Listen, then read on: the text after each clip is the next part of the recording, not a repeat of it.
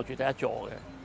咁我諗住即係第三座冇咁快蔓延到啦，所以翻嚟諗住，因為我隻狗喺屋企，諗住帶翻佢落嚟先啦。因為我哋翻到嚟，我哋差唔多5點幾翻到嚟都唔俾我哋上去啦。其實都未燒到我呢個座，而家上面隻狗都唔知咩情況。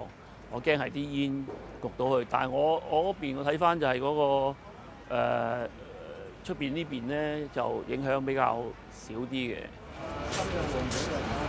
極度低落啦！